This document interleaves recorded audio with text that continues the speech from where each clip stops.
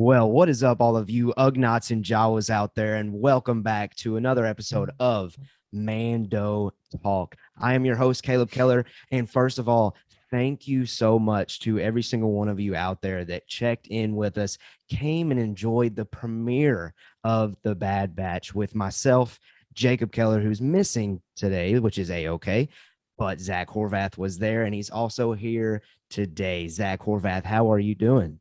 What's up? Yeah, man. It was awesome. Um, what a great first live stream, Yes. We got to check out the new episode, first episode of Bad Batch.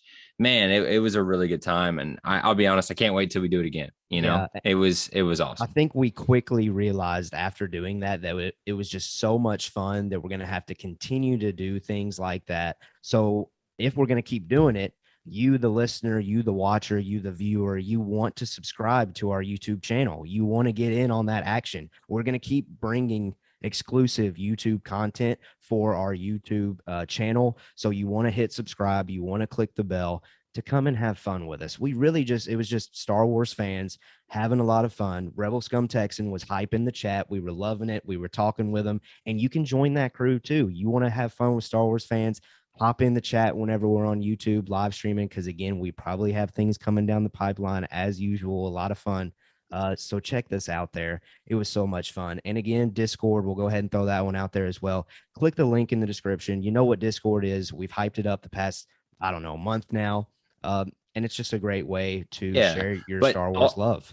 yeah, and if you're a podcast listener and you're not on YouTube, that's okay. Discord's the place for that. You don't have to watch us live or whatever, be on YouTube. You can come join the Discord, and just whenever you get a random thought, you can just drop it in there and let us all, throw it into a conversation and get it going. That's what we're starting to see, and we really like that, and it makes it more fun to go throughout the week and have that conversation. So come on over and have some fun with Yeah. us. 100%. And then last, Twitter, Facebook, Instagram at Mando Talk. Just stay updated, stay in the loop, have fun, get some poll questions, interaction going. Check us out there as well. Now, before we do this, so spoiler alert, we are heavily reviewing, breaking down episode 1, The Aftermath, and episode 2, Cut and Run of The Bad Batch. We're going to do that here in a second. But first, Andor is all over the internet. I just wanted to get Zach's quick thoughts on casting Andor, his look, his attire, his costume, his gear, and Shore Troopers. Shore Troopers are coming back from Rogue One. So I wanted to get Zach's take on how he looks. I think he looks pretty solid. I think it's a very Star Warsy look. So I'm very happy with it. But Zach, what do you think? 100% agree. I mean, it looks right in line with what I was hoping. It looks set in that time period. Like you said, we're getting some of the shore troopers. I believe Yeah. that's what you said. Yeah. I like that. Yeah, no, I'm happy to see they're staying in that vein. I'm just excited to watch it. Who's going around taking these pictures? By the way, Dude, for they got real.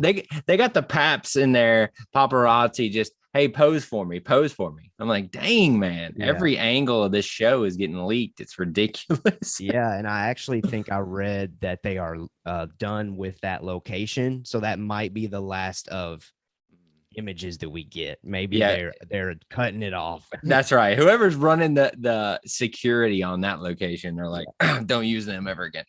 Fail, absolute Yeah. fail. But yeah, I threw out a tweet. Like, come on, Game of Thrones just recently did this with House of Dragon. They got leaks that came out like last week. Game of Thrones, House of Dragon, in response, actually released official images. Why not just go ahead and do that? Come on, release a 4K high def up close look at Cassian Andor with some shore troopers, and the internet's going to go crazy. Why not go ahead and do it since we already see what he looks like? And you know what? Guess what? It was freaking Star Wars Day, and they Yeah, didn't do anything. So come on. Come on. I think you're a little salty about that. That's I think. ridiculous, man. Ridiculous.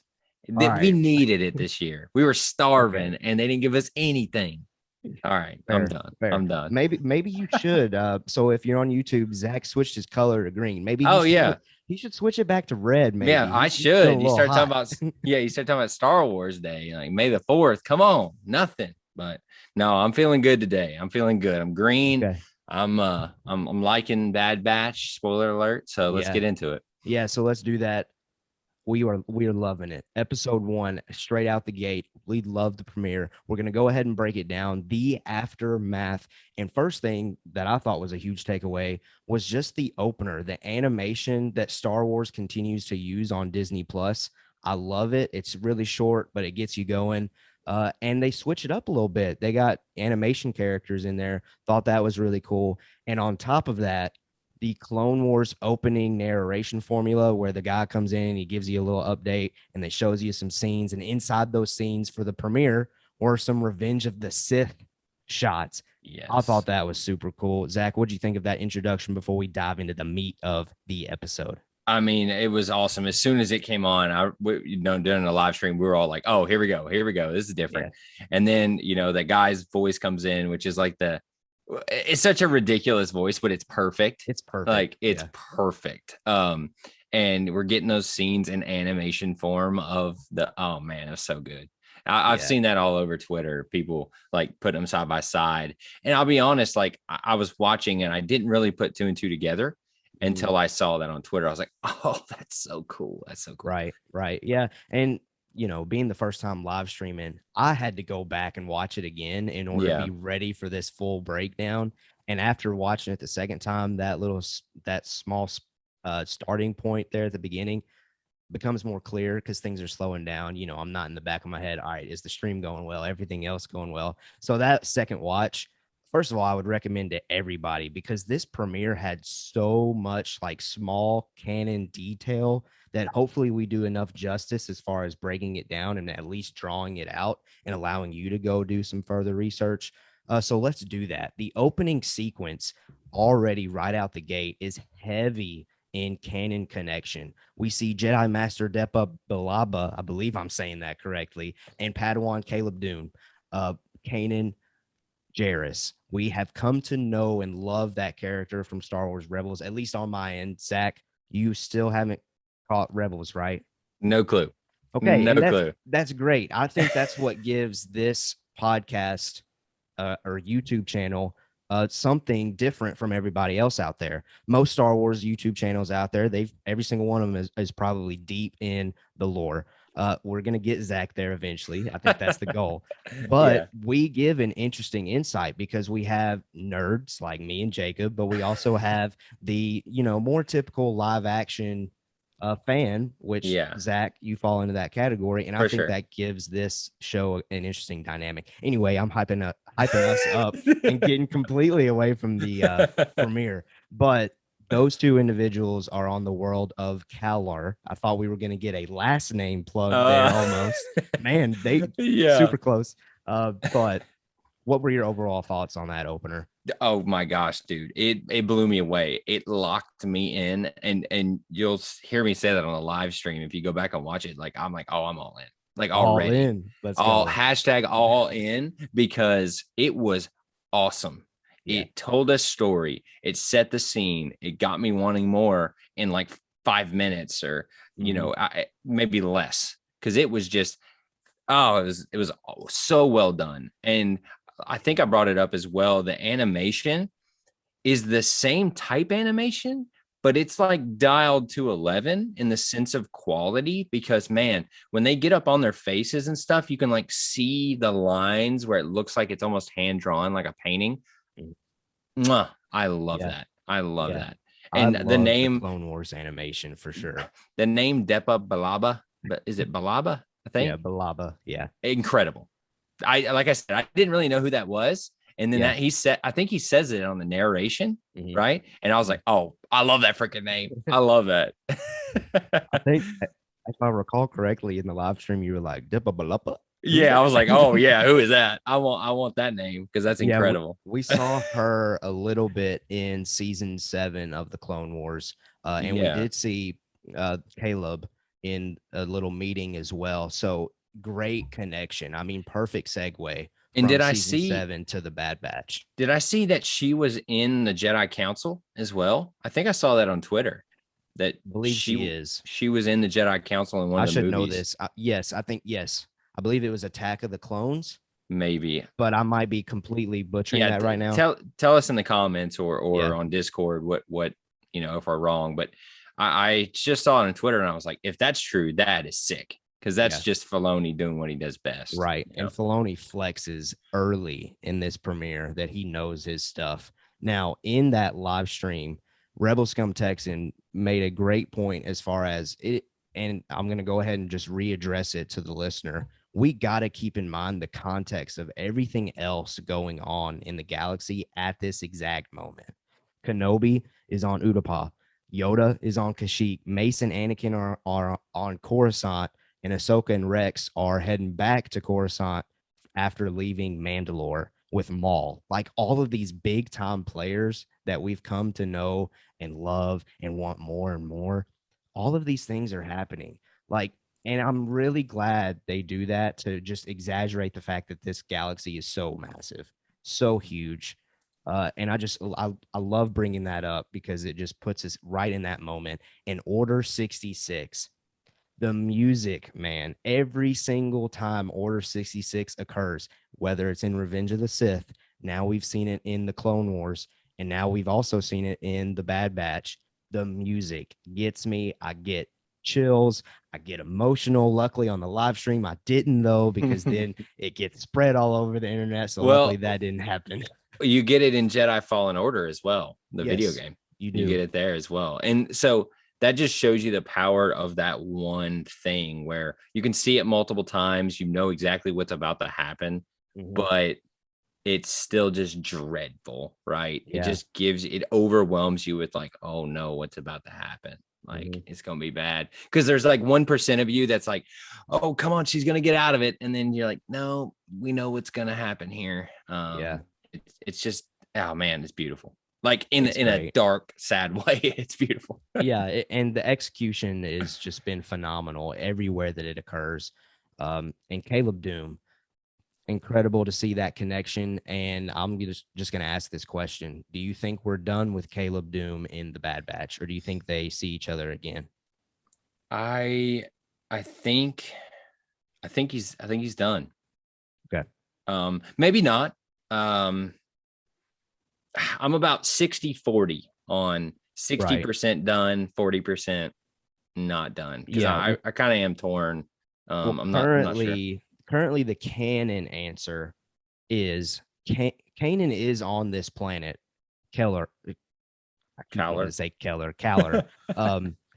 during the events of Order 66, but it occurs a little bit differently. The Bad Batch wasn't mentioned in the Kanan comic book series. They were around a fire when Order 66 occurred, and it wasn't like a moment where they were in battle already. So there's already a little bit of canon, I guess, continuity issue if that's a concern to you. But in my opinion, Bad Batch trumps what we've seen in a comic book. But Kanan kind of goes on his own journey after leaving that planet anyway. So I am going to venture and guess that we are done with Caleb Doom, Kanan. But it was great to see him.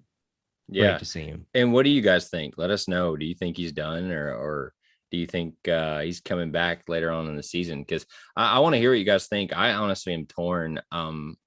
I think he's done, but and going back to the lore stuff. See, again, I didn't know that who he was. I saw you guys like reacted. And I was like, all right, this dude's somebody important, but Yeah. he's just like a kid. But Filoni knows what he's doing. Okay. Mm-hmm. Like he knew what was happening, but that just shows you that it's all about the story. Like, some of the YouTubers we follow, they always talk about it's all about the story. It's not about fan service. It's not about what we want. It's not about what they want. It's about what makes sense and what would be the best engaging story. So that's what I always lean back on. Did that answer the question for me? Sure, because it was a freaking awesome opening sequence. Yeah. Yeah, no, that's fair. That's fair. And Filoni, again, props to him on pulling that in and executing it the way that he did. So at this point, we're leaving that opener, and the Bad Batch goes to Camino. They're going back home, but as soon as they go back home, $1 million question, in my opinion. I mean, I've been thinking about it nonstop since we see this lightsaber fall from this stretcher.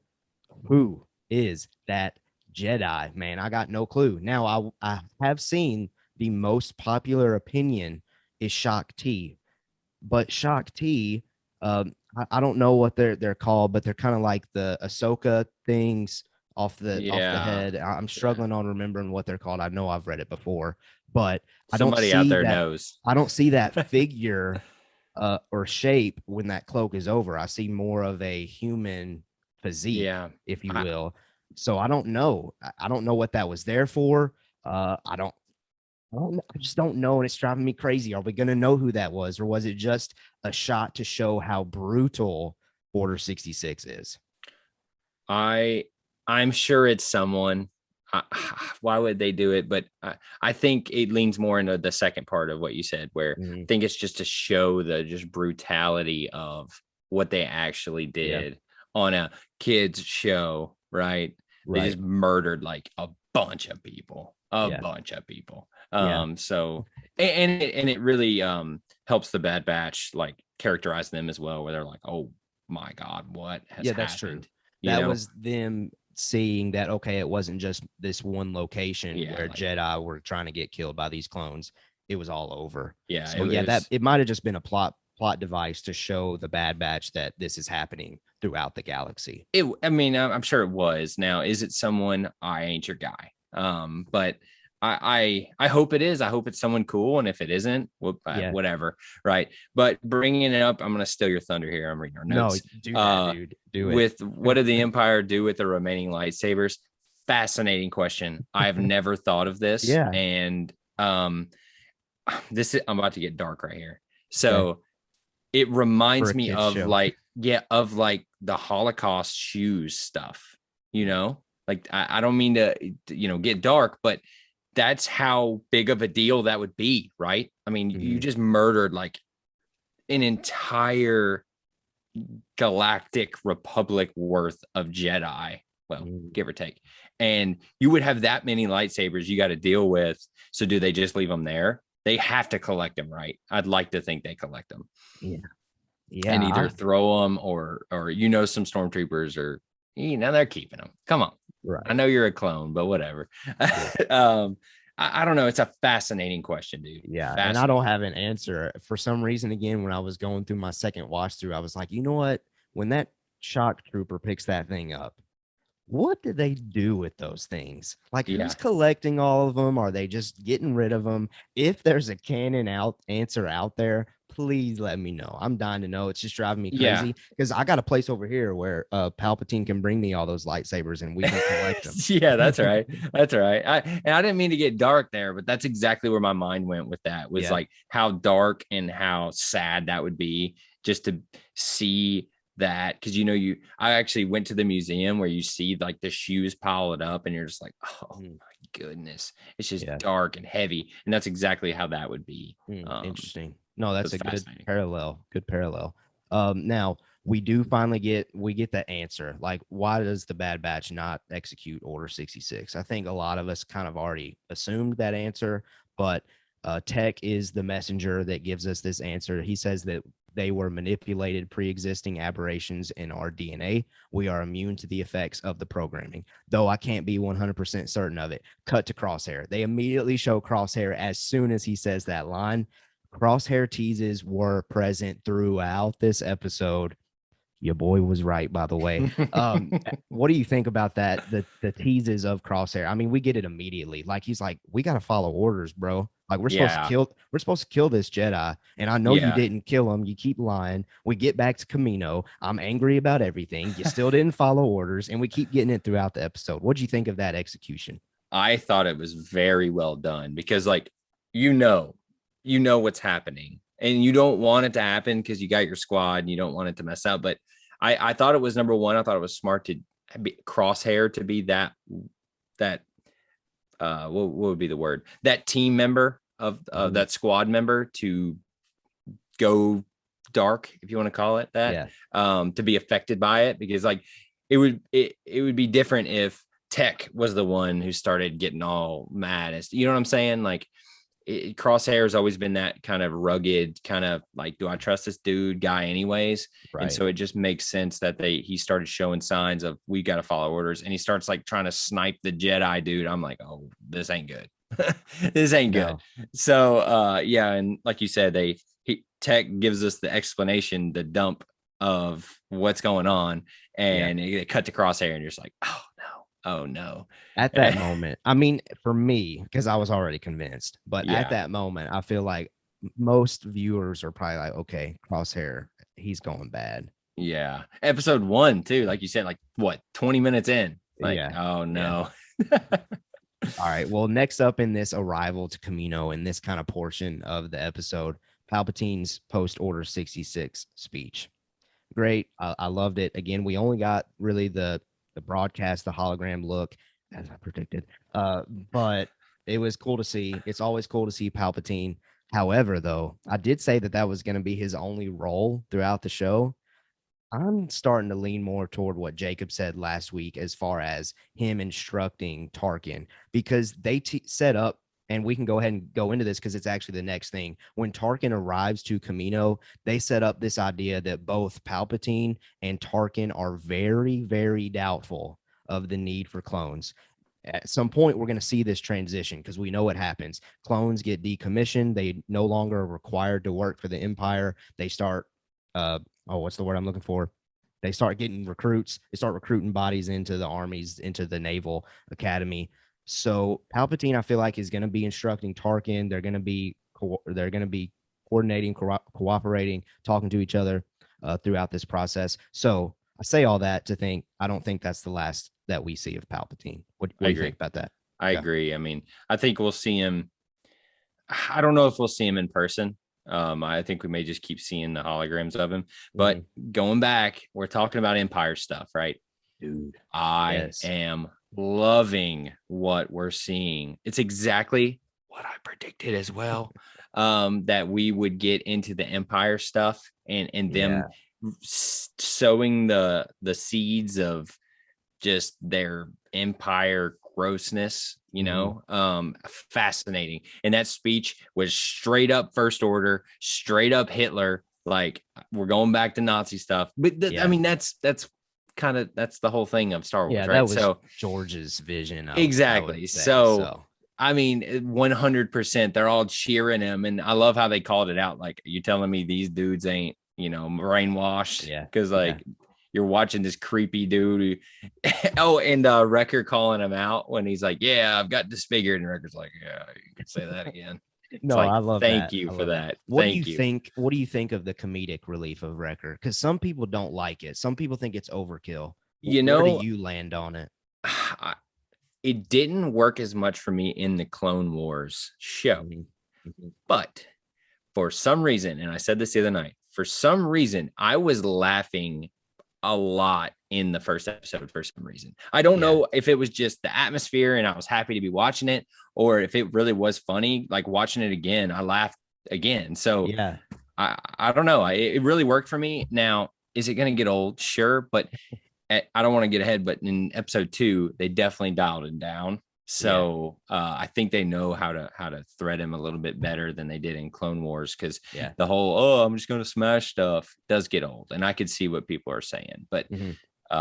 it was good in this one, just because this was it was a lot going on in this episode. I mean, it was pedal to the metal the whole show. So Yes, it was. That's why it we have so much to discuss for this yeah, premiere, man. yeah, it So was nice much. to have him breaking it up with that, though. Yeah, and I fall with you during the Clone Wars. Like, yeah, it kind of got like, let's move on. Come on now. Yeah. These are cool people. These are cool individuals. Let's focus more on that.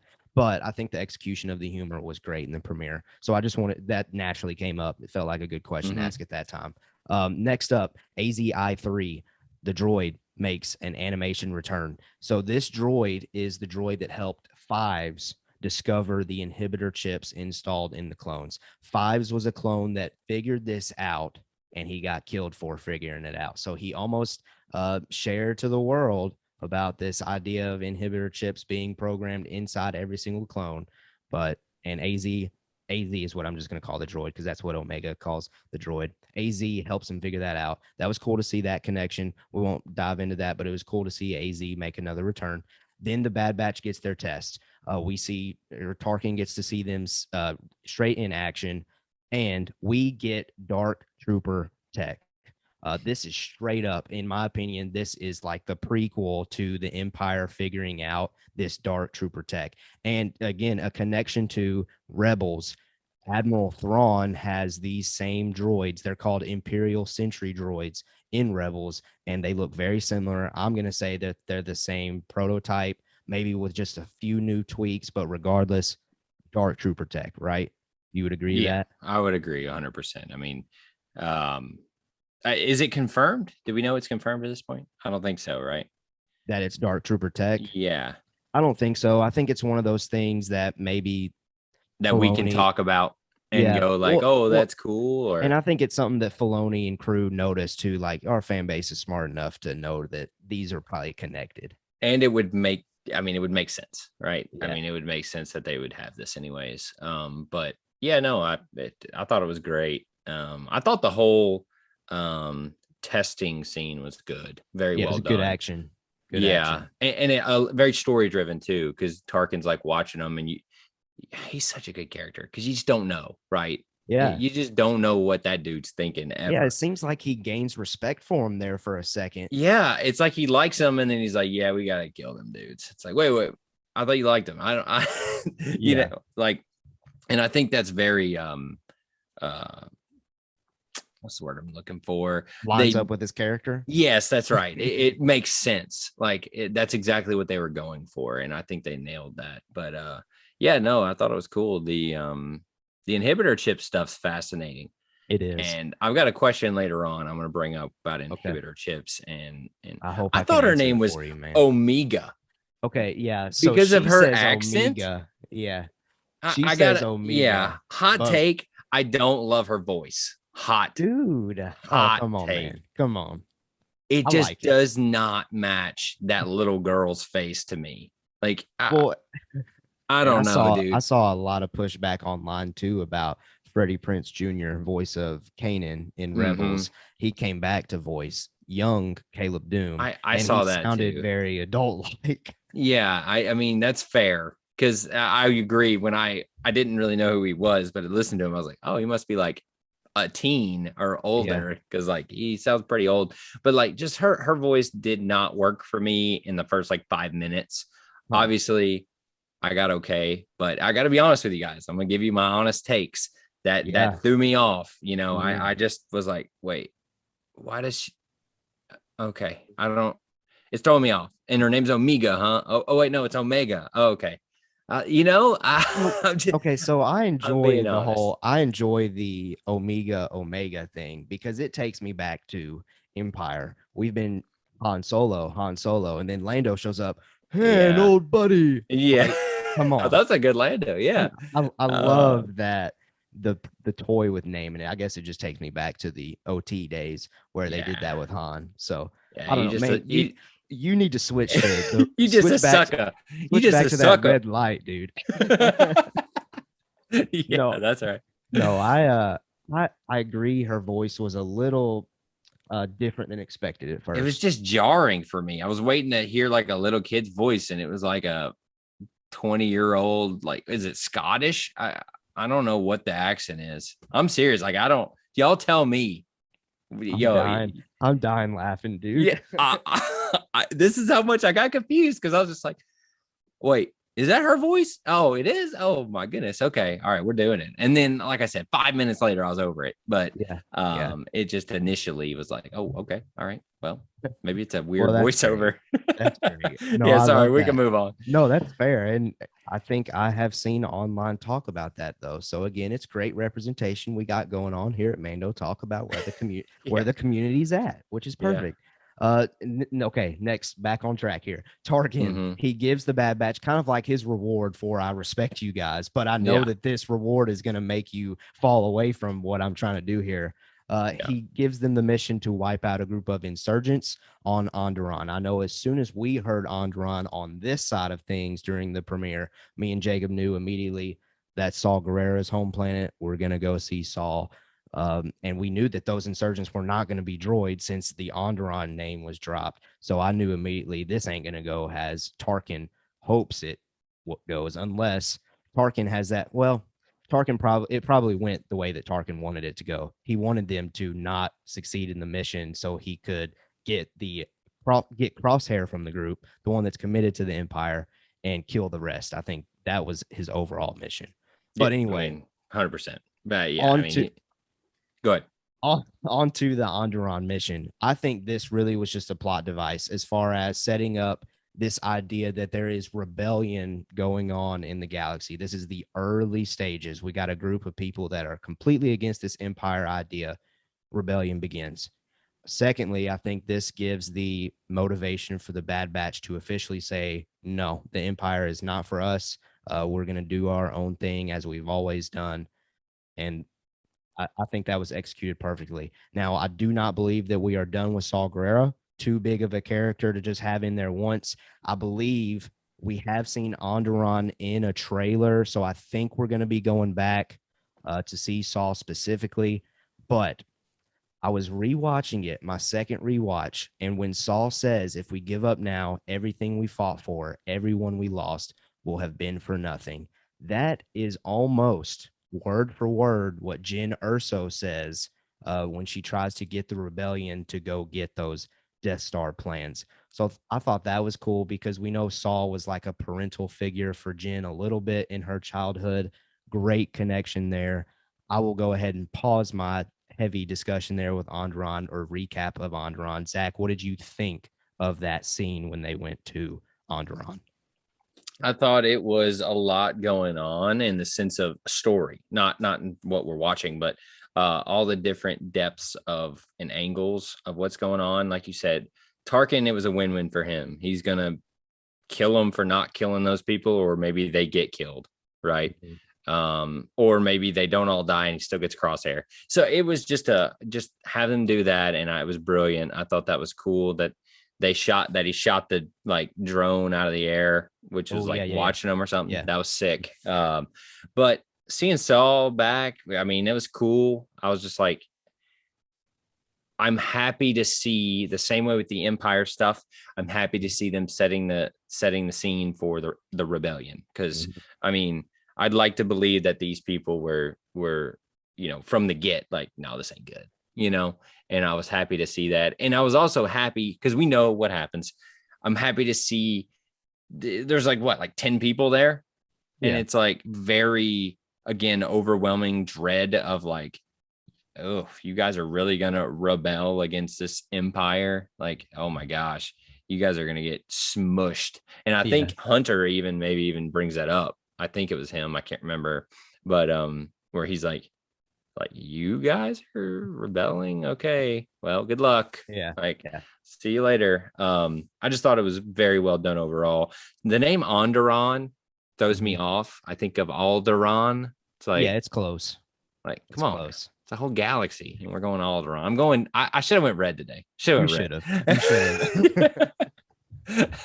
These are all nitpicks, dude. Stupid nitpicks. Hey, it's all good. It's all good. Saul Guerrera, his look. We know by the time that Fallen Order, Rebels, and Rogue One that Saul is now depending on his suit, the breathing tube that he needs. Do you think maybe canon connection here? We could see a mission in the Bad Batch go wrong, and that's how we get to Saul's look that we see in those other projects. I would love that. I would absolutely love that. It'd be a great connection, in my opinion. I think it would be fascinatingly awesome. Like the Bad Batch are full rebellion at this point. They're helping the rebels, and then some poop hits the fan, and Saul gets jacked up, and then it makes them all like, "Oh, what have we really been doing here?" Now I have no clue if they'll even go that route, but I think that'd be very cool to see. Yeah, I think so too. And I'd be really happy to see that. I don't want to put money or a percentage on it. I'm just not there yet, but it'd just be something cool to see. Yeah, I'm not confident that we will, but it would make sense that we do.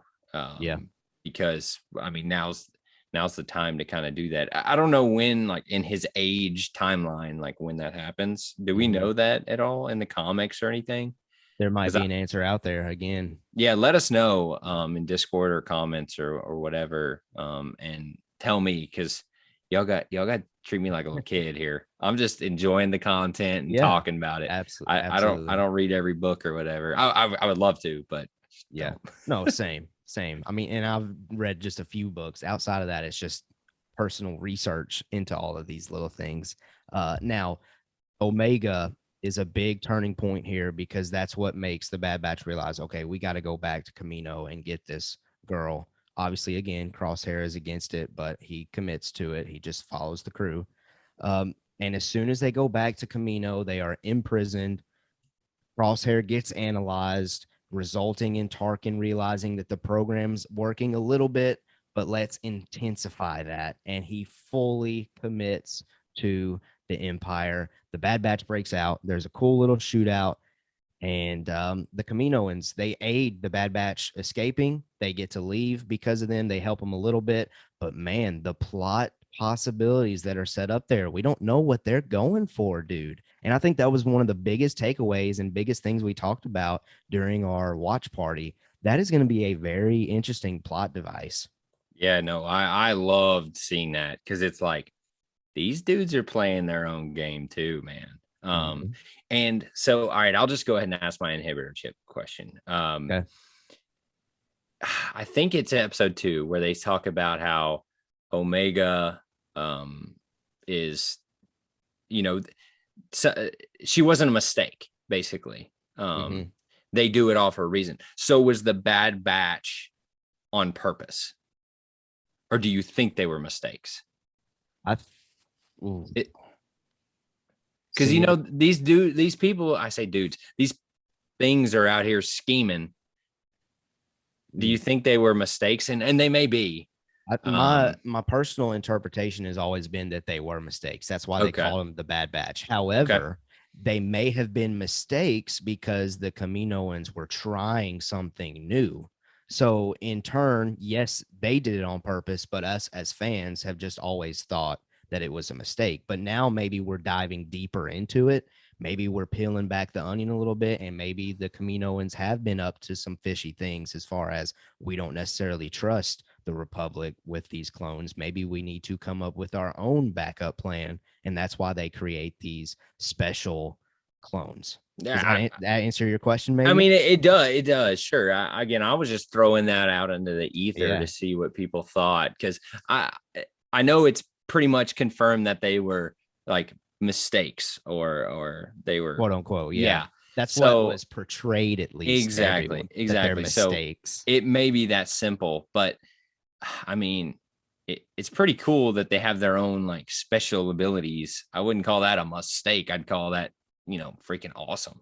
Yeah. So I don't know, and I'm excited to dig deeper into that. I just thought that'd be a good spot to throw that in, because Yeah. they're scheming too. They don't trust the Empire at all. I don't think Don't they blame trust them. the Republic either, like when they were doing Nope. doing it before. So Mm. it would make sense that these ridiculous beings that are making these clones would be smart enough to realize, all right, we got to have our own plan here. Yeah. So Now, Crosshair's all black Imperial look, sick. fire.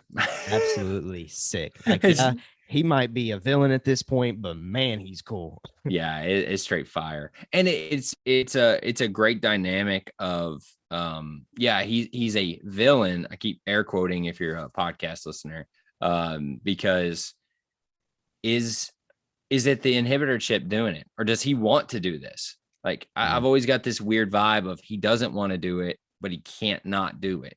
Yeah. It's like a sad kind of thing.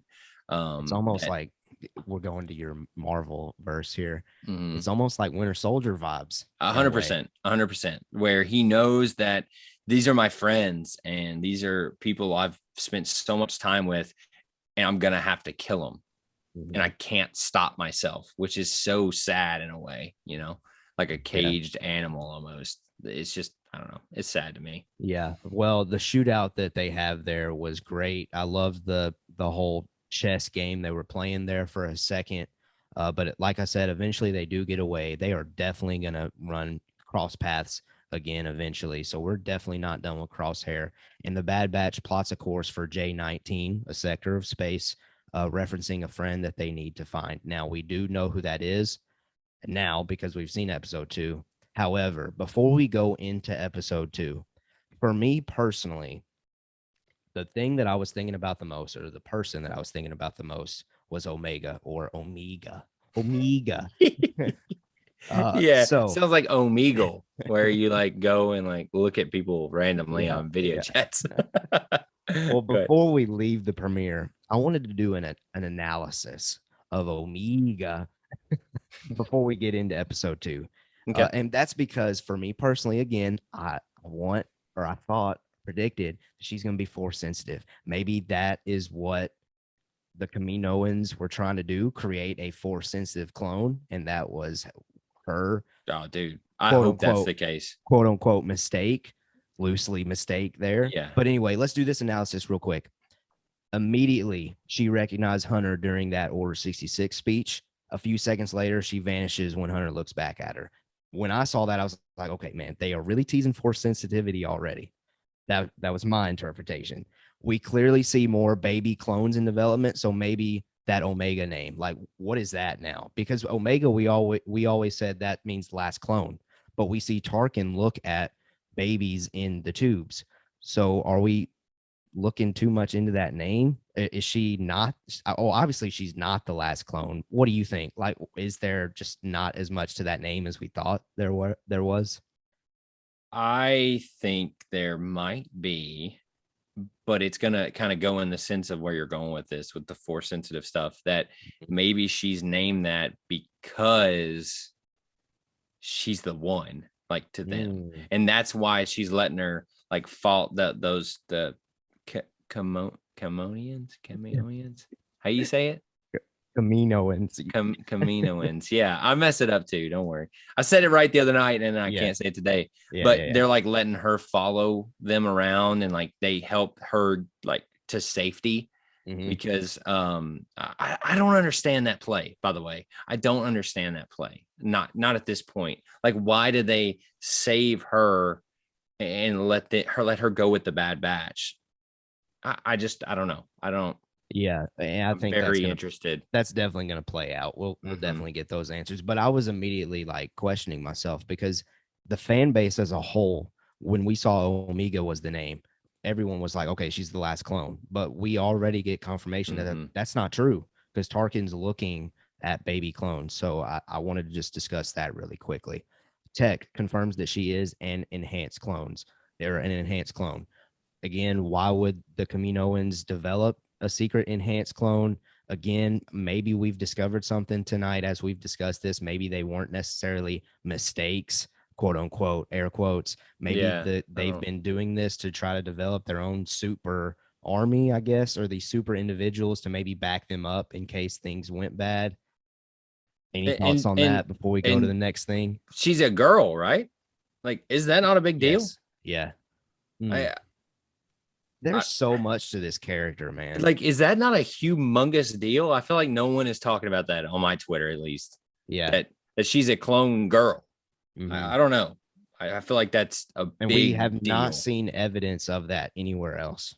I, that's what I'm saying. Like, she's enhanced and she's a female. She's not a male clone. Like, that's Right. humongous to me. That's why I say the Omega name may mean like they did it. They made the force sensitive clone or whatever, and that's why she's allowing her to go with the Bad Batch so that she stays alive. Um, I don't know. I don't know. Pure Yeah. speculation Yeah, in no, that that's point. fair. That's fair. And we're fully speculating. Anytime we Yeah. talk about Omega, Yeah. whatever, we're fully Yeah. speculating about her until we get further 100%. answers. 100%. Force sensitivity teases again when she senses that something is off with Crosshair in the prison cell and knows what he's going to do in the future. Like that threw me for a loop immediately as soon as she's made that comment. And then she senses Crosshair coming before the doors open in the hangar. Like she says, you're not going to have to go find him. He's here before the hangar doors even open. So as soon as I heard that, I was like, you know what? She's got to be force sensitive. We keep getting these teases, man. And then the So, last one, she doesn't miss with the blaster, and she says it was the first time. Like so total Rey Skywalker vibes yeah. already there. Yeah. So what I will Anyway, say about the crosshair thing is I got the sense that she was in those meetings and she like knew that his inhibitor chip was getting okay. electrified or whatever, and that she knew he was coming for them. That's how I read it. I didn't read it as force sensitive. I ain't trying to blow up your idea. But what she was in the cell with them the whole time. That's what I Yeah. was about to say. So at the time they're doing all that, they pull him out. She's in the cell, right? And then that's when they're frying his brain and stuff. So that's why I'm saying that maybe she knew that was the plan, but I'm reaching as well. So I don't know. I Maybe I'm hope you're just right. And the reason the reason you might be right is that last one where you talk about her shooting a blaster. Like, I've never shot the blaster before. It's but like, nails it perfect. but you smoked it. Like, Yeah. it's a straight up Ray type thing where it's like, I don't know what I'm doing, and you do it perfectly. Yeah. So I definitely agree with you on that Well, one. I And think we might have to do an Omega analysis like almost every episode oh yeah, because I feel like 1000% at this point she is the most interesting, most I guess behind the scenes character that we got right now to dive into. and it's such a Filoni thing to have, by the way. Yeah, This it is. random girl that is, powerful but cool, and like Right. I don't know. Like, I'm not chirping him. I'm saying like in a good way. Like, Yeah. this is his strike zone, and I'm happy to see him flexing here, Right. in this first episode. Well, listen, that is the first episode in its entirety. Like I said, that was a heavy, jam-packed, detailed canon junkie. If you're all about canon, man, you got you got some and more that for Yeah. the premiere. It was great. Overall thoughts on the premiere before we head to episode 2 finally. Fantastic, better than I thought it'd be. Worth a rewatch. It was great. It was better than all 4 episodes in the Clone Wars put together. I'll throw Okay. that out there. No, Not that they were bad, but that's how yeah, good yeah. this was. Yeah, no, and I agree with that. I would 1000% agree with that. It was great. The execution was perfect. You could tell Filoni has been brainstorming this idea for a while, and I'm glad that it got executed.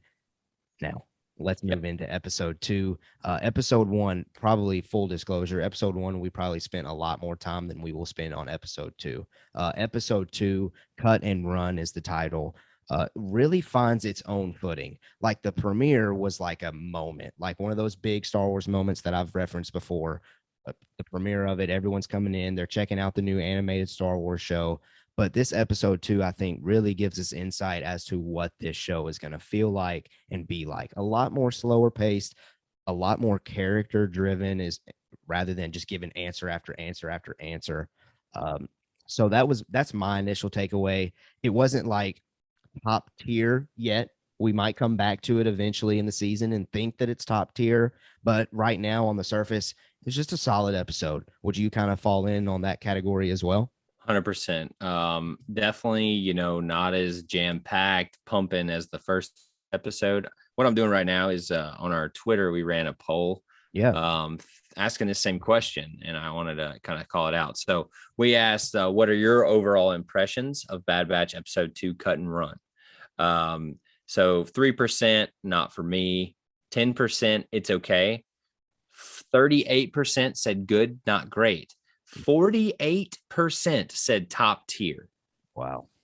Wow. That's higher than I thought it would be, Yeah. And I can see what you're saying. I can completely see how you're getting there. But for me personally, I was in the good, but not great because it kind of, I don't know. It was just boring's not the word. It was just very slow and methodical, and they're trying to build the characters up more than tell the Bad Batch story of the show. And it's more about getting to know Omega and Hunter, really those two, that father-daughter dynamic they're going for. It mainly worked for me. I wouldn't say it worked all the time. But but most of the time it definitely worked. So that's my, short synopsis of it. But yeah, Yeah, go to our Twitter and you can join in on the polls as well. absolutely. Just to give a little Absolutely. plug. Yeah, and I in response to that poll, I was just gonna say again, if you thought that was top tier, great. I'm happy for you. Mm-hmm. I probably fall under the good, not great category. Um, if you're someone though that said that was top tier, I think you're gonna get really top tier then later in the season. Because in my opinion, I know Filoni can flex harder than episode 2 was. So Mm-hmm. again, if that's top tier, we're gonna get top tier cubed or squared, whatever you want to say, throwing in Yeah. some math terms Yeah. later And throughout this season. tell us why you thought it was top tier too. I Mhm. always like to see your guys' reasoning of why, especially, or if you didn't like it, tell us why you didn't Yeah, like it. Cause I love seeing people um, in a nice way have a discussion. Don't just yeah, go after people because they have a different opinion. Just say your opinion and why you think that way. And great, that's your opinion. So mhm. I want to hear what you guys think out there. So, Absolutely. Perfect place for that would be Discord. Click oh that yeah, link. Click for that link. sure. All right. Cut and run. The crew is heading to Salukami, a location that we have been before during the Clone Wars. We have hung out with the family of Cut and Sue. I believe it was season 2. That is straight off the brain. Hopefully that is right. Of the Clone Wars. Cut basically left the army. He wanted to do his own thing. And that's early in the Clone Wars season 2. Rex struggles with, he doesn't like it because Rex is follow orders. We're part of the Republic. We're brothers in arms. We're going to fight together. Rex doesn't really respect what Cut did, but eventually a mission occurs to where they have to fend off some separatist droids. They end up respecting each other. So we actually get a clue of Rex, but we'll get there. We'll get there. Maybe I'm rushing ahead of myself. But anyway, those that family is living on a farm, and we get again one of those Rey Skywalker-esque moments. Omega gets straight off the ship, and it's like Rey in The Force Awakens, where she's never seen green like that. She didn't know it existed in the entire galaxy.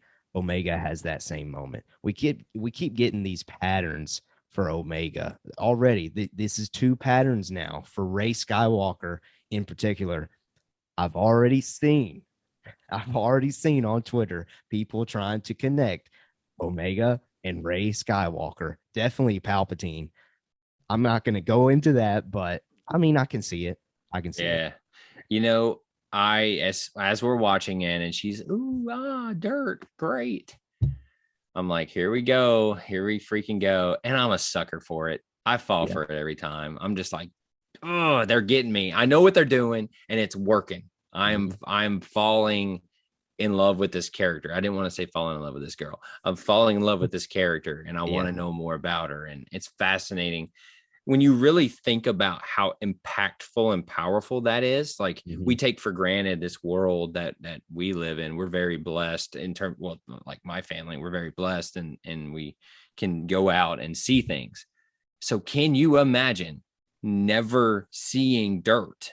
And Mhm. like I can't imagine that. So when you really put it in that perspective, you get away from, yeah, we've seen this before and what it really means to the character. It's like, oh my goodness, like Yeah. that would make you go, what is this? Like, what is this stuff? I love this. Like, this is Yeah. incredible. It's No, like that's a when I go to the mountains and mhm. I don't live in the mountains. So when I go to the mountains, I'm like, wow, this is insane. It's so tall and there's Yeah. snow. It's just amazing. Same, but like times a million, right? Mhm. So No, that's what a was your great. thoughts?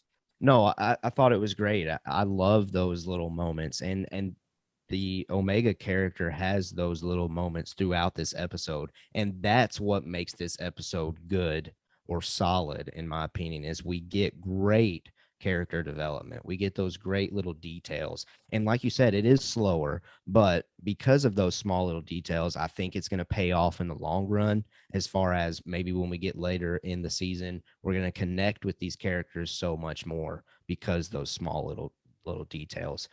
Now, next up in the homestead, Cut does share that Rex was there yesterday. Do you think? I mean, we're 1 day away from each other. Do you think maybe the Bad Batch is gonna go to where Rex went off to next episode? Like, are we already there with Captain Rex, or are we just going to keep getting like these teases of Rex and eventually we get Yes. there? I think it's that one. I think Okay. it's we're gonna hear his name. They're gonna keep bringing him up, and then like episode. Do we know how many we're getting? We don't, do we? It's out there. I don't want to say the wrong number, but I want to say it's 16.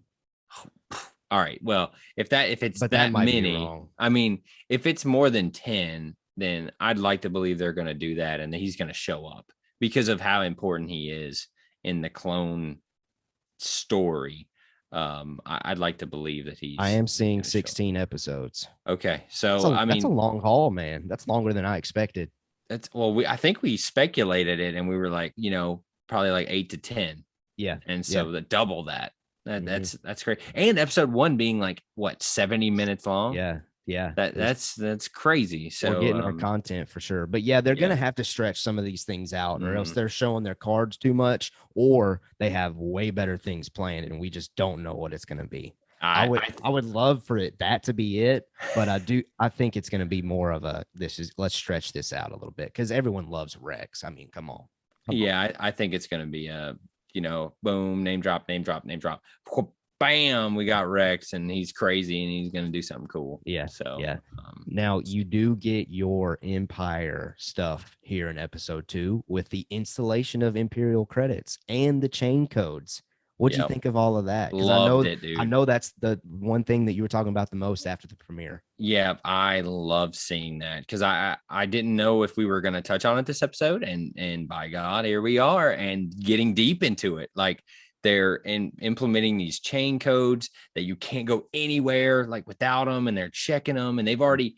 Whoever does the this is a random thought. Whoever does the little Imperial spray paint on everything, that dude is busy. Because he is out there just spray painting all day. That's a great point.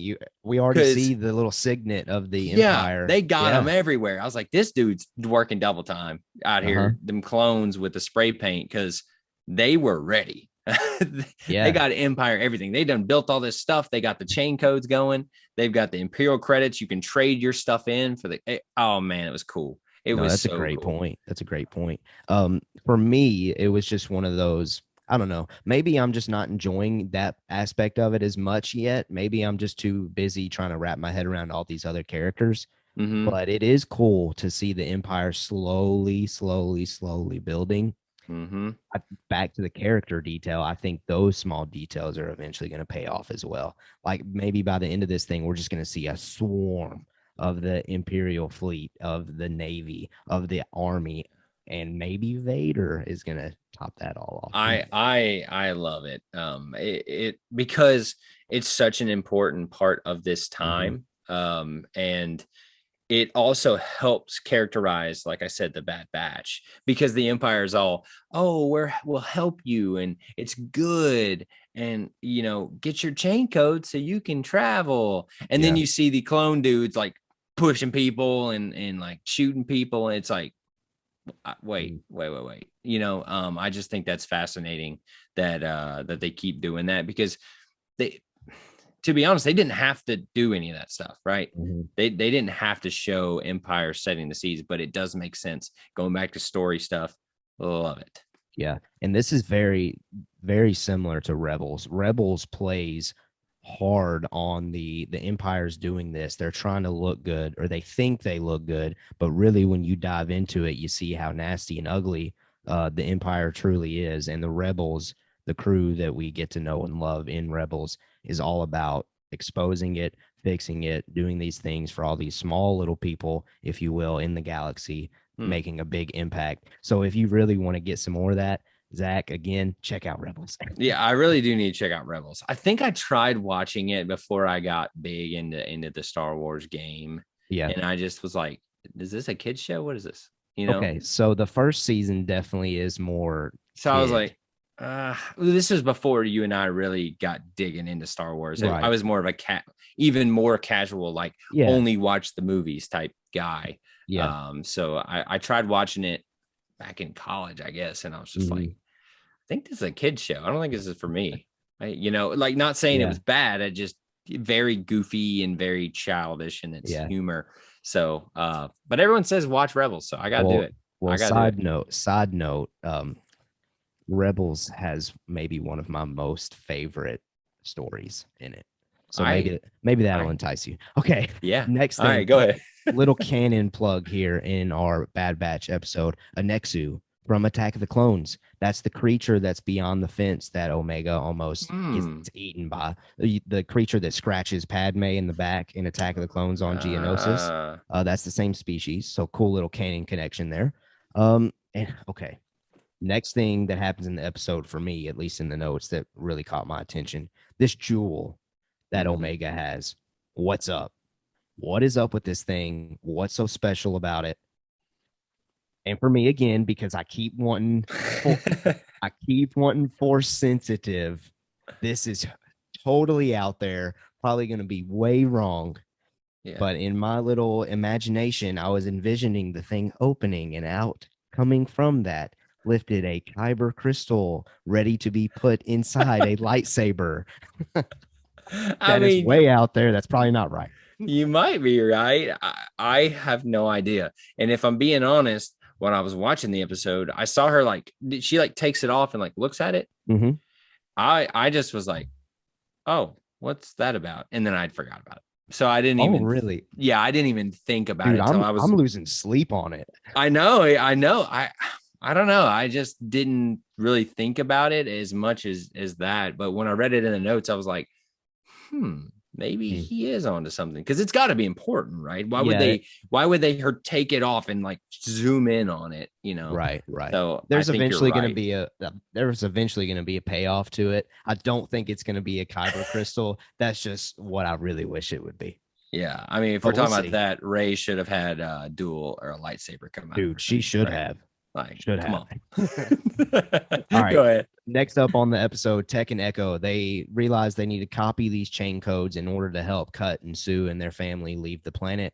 Omega, it happens to be on the ship that they purposely get um, taken from them in the shipyard, if you will.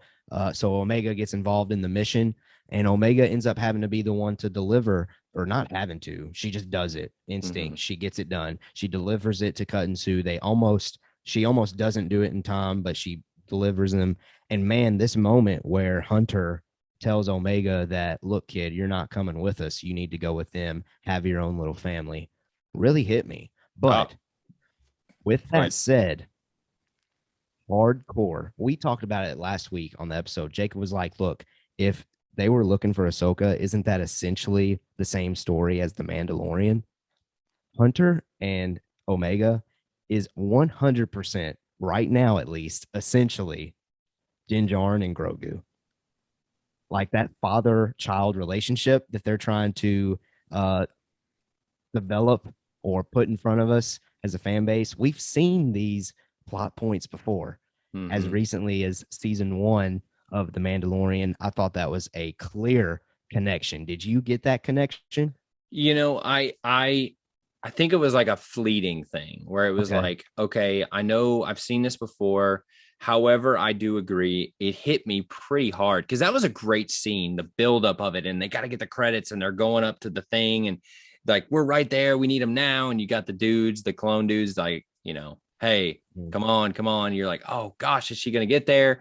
And just the scene of him basically breaking it to her, like you don't need to be with us, like Yeah. you're a kid, like you shouldn't be with us, and seeing him not wanting to say that but knowing that that's what's right, I thought that was very well done, and it hit me very hard in the sense of obviously I'm a dad now, Mhm. so thinking about that kind of situation, and you got this kid that just wants to be with you for some reason, you have no idea why, but she is drawn to Hunter, which is fascinating. And she is a beat, like she's good, like she's legit.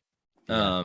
So I mean, we see that a little bit later there, but I do agree that have we seen something like this before? Sure.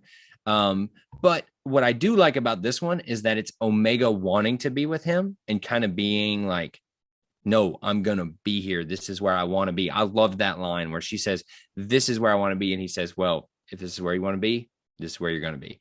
Yeah. Fascinating. I love that. Right. Because he didn't have to say that, but it's also that it's showing that her words mean as much as anyone else in the team to Hunter. Like, she's just a kid, but her saying that really broke through to him is what I got. And I loved hearing him say, if that's where you want to be, I'm going to start crying thinking about it. If that's where you want to be, like, this is where you're going to be. Because that's something I would say to like my daughter.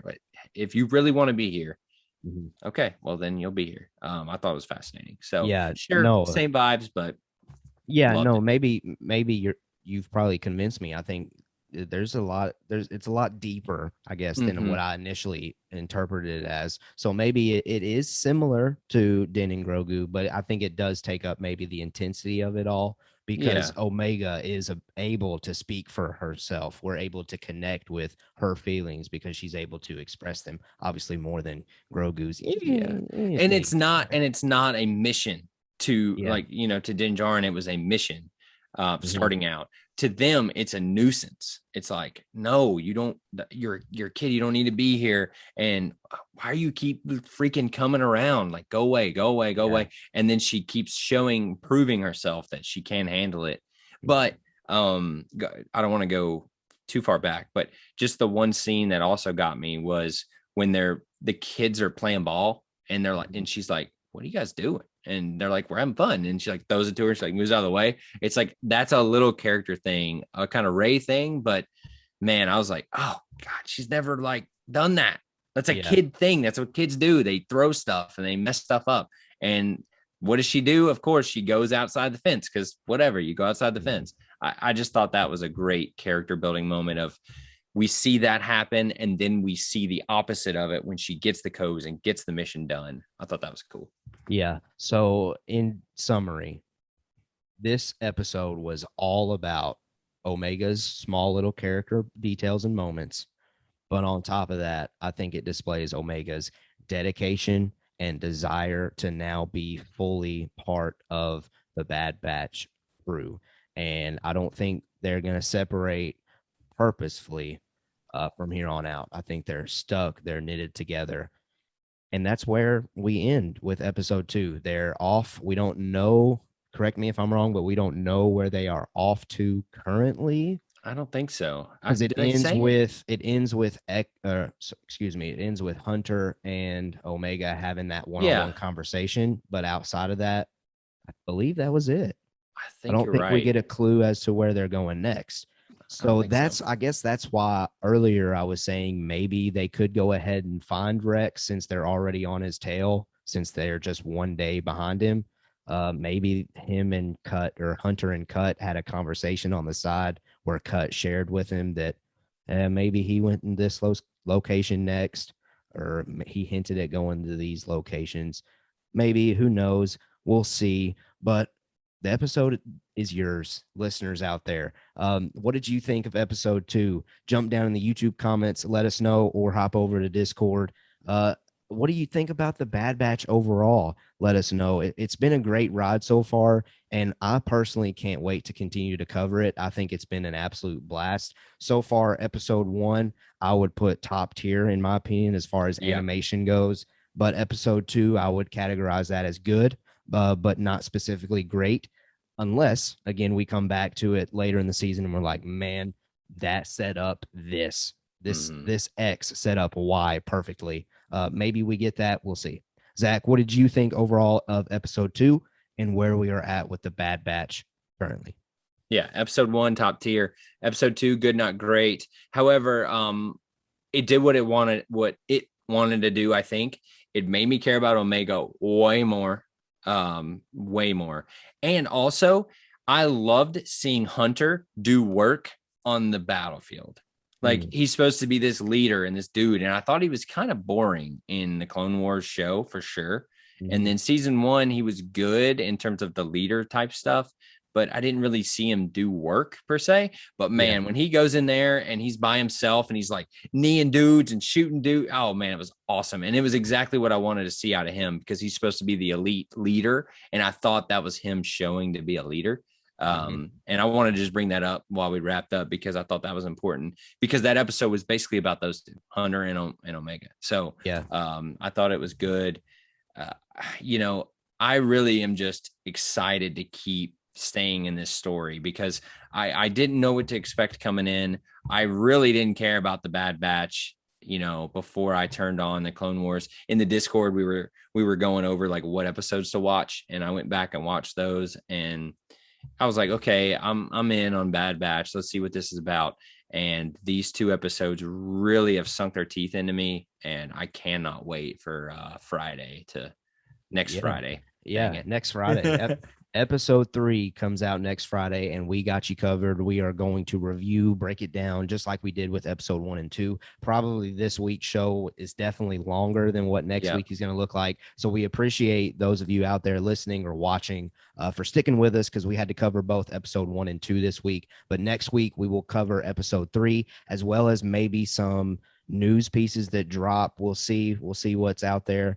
But we can't wait to continue to cover the Bad Batch for you and with you. So Apple Podcasts, Spotify, Google Podcasts, wherever you find your podcast, we're there. Just search Mando Talk. Rate us, whatever platform you listen to us on, those podcasts.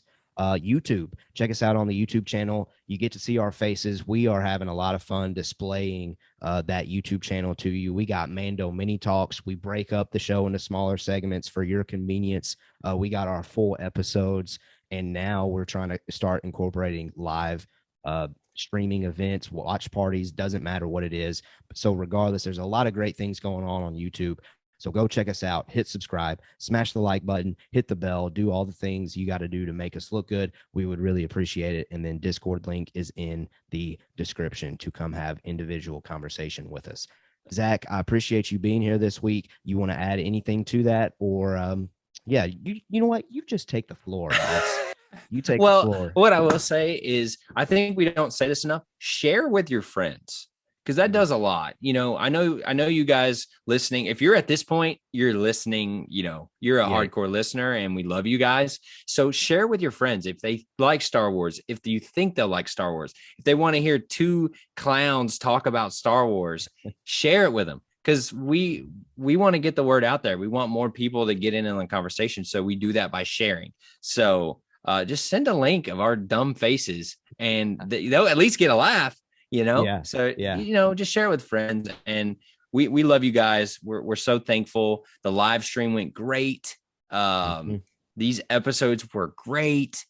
Good stuff going on, man. And I can't wait to do more and interact with you guys more directly in the future here. So thanks for having me on, by the way. This has been so much fun. I'm loving it. It's been great having you. And yeah, I can't wait to continue to cover the Bad Batch and continue to cover Star Wars with you for our listeners out there. Well, we're going to go ahead and get out next week again, episode 3 breakdown, and whatever Star Wars news is out there, we'll talk about it. We've always got you covered as far as Star Wars goes. So come back and join us. But until next time, may the Force be with you, and we have spoken.